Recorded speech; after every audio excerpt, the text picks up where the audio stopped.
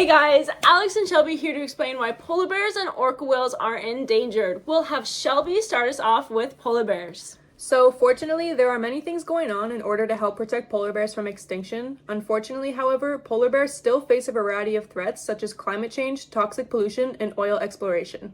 It sounds like you're mentioning 3 obvious threats polar bears are currently facing. Could you expand on each of those? Yeah, definitely. Climate change is now causing ice to melt earlier in the spring and form later in the fall. Sea ice acts as a very crucial habitat to polar bears, in which they rely heavily on for a number of their natural processes such as hunting, resting, mating, and building maternal dens.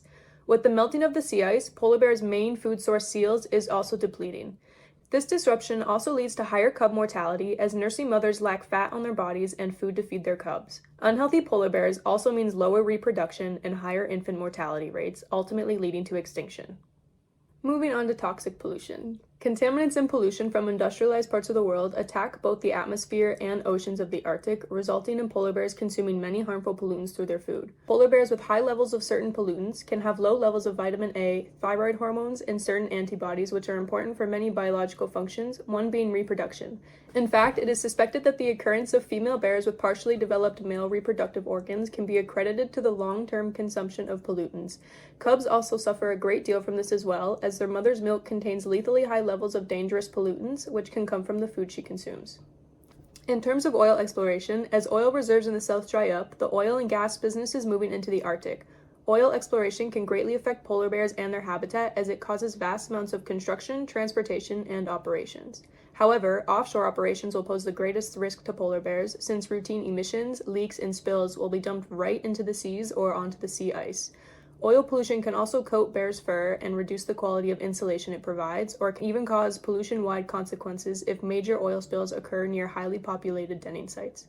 With the expansion of oil exploration and increased shipping activities near polar bear habitats, it is expected that more harmful disturbances and dangerous human-to-animal interactions will take place. That about sums up the 3 distinct threats that polar bears are facing. Now Alex will talk about why the orca whales are endangered. Orcas were previously threatened by inhumane practices of captivity and poaching so that they may be enslaved in enclosures around the globe for our own entertainment. Fortunately, with the passing of protective legislation, such as Bill S-203 and SARA, the Species at Risk Act, they are now illegal to be kept in captivity in Canada or to be hunted or harassed in any way. Unfortunately, however, they still face a variety of other threats, including prey depletion, fatal pollution of chemical contaminants, fishing gear, and oil spills, and harmful habitat disturbances caused by noise and water traffic. You mentioned 3 distinct threats that orcas are currently facing. Would you mind expanding on those points a bit more? Yeah, so overfishing, along with habitat loss, has resulted in the vast decrease of the main food sources orcas rely on to survive. Luckily, these animals are apex predators, equipped with skills of incredible intellect and resourcefulness. If its main food source depletes, it will merely move in and take another species' food source. This very instance has been unfolding between orca whales, seals, and polar bears. In terms of toxic pollutants, they have devastating effects on the health of all biodiversity of ocean life. Harmful toxins leak into the organisms of ocean wildlife, decreasing the quality of their health and the ability for their physiology to fight off various diseases. Harmful toxins directly affect orcas as they ingest or become injured by them. Pollutants also affect orca whales indirectly by greatly impacting the quality of food sources available, as well as the quality of nutrition those food sources provide. Naturally, consuming infected or contaminated organisms means you yourself will become infected. Finally, the presence of water traffic sends unnecessary disturbing waves of vibration and sound through the water, causing killer whales to travel more, perform healthy behaviors less, and expend a lot of unnecessary energy. Noise and movement near the habitat also interrupts hunting methods, communicating methods, and the whale's ability to orient itself. Unsustainable human activity seems to be at the heart of these endangered species. As portrayed, unsustainable human activity has caused a variety of threats on orca whales, one being prey depletion. As humans continue to overexploit oceans, orcas are forced to feed on different food sources. Luckily, with the melting of sea ice, also caused by humans as previously discussed, there's a larger amount of seals in the open oceans for killer whales to feed on. Similarly, unsustainable human activity leads to the warming of the climate and great melting of the sea ice. Less sea ice available to various species disrupts the ecosystem, specifically with polar bears and seals. There are no longer any forms of land for polar bears to hunt seals on or for seals to nest and mate upon.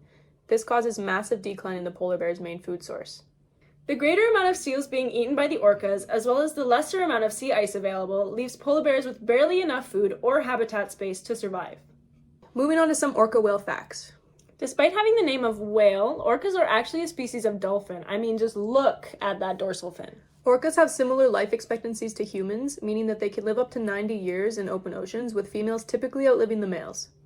Orcas are one of the few species to have their own form of language. While almost every species communicates with others in some form, orcas have a distinct range of various sounds, including clicks, whistles, pulse calls, squeaks, squeals, and screams, in order to effectively and clearly communicate with one another. Orca whales are great swimmers, allowing them to cover great distances, and some even migrating for as long as 9,400 kilometers. Canada's last orca in captivity, named Kiska, nicknamed the loneliest orca in the world, just died this March 2023, outliving all 5 calves she birthed at Marineland. And now on to some polar bear facts. Polar bears are the only bear species to be considered a marine mammal. There are 19 different subpopulations under the total polar bear population. Less than 2% of hunts will end in success for polar bears. The lack of success in hunts is why the climate crisis is having such a devastating impact on these bears. Not only was it difficult to obtain food when food was plentiful, but now that food is scarce, it is incredibly difficult, if not impossible. Grizzly polar bear hybrids exist. These are natural occurrences in the sense that humans did not actively breed these two animals together to produce a hybrid. However, these occurrences could still be said to be unnatural, as they would have never happened if climate change, caused by unsustainable human activity, didn't cause the sea ice to melt, thus causing polar bears to take up a new migration track and coming into contact with grizzlies. Finally, with the passing of Willow, polar bear habitats will further be destroyed. So now Alex and I want to take a couple minutes just to talk about the Willow Project. You're probably wondering, what is the Willow Project? So, despite Biden's promises in 2020, Willow, a massive oil exploration project planned on Alaska's North Slope in the National Petroleum Reserve, has been given the green light for construction. Though it is unclear when construction will begin, as the project is facing vast amounts of legal issues, the execution of Willow will result in horrible impacts on the environment. You might be wondering, why should we even care about Willow? Willow will further destroy habitats of polar bears and amplify their endangerment and/or extinction.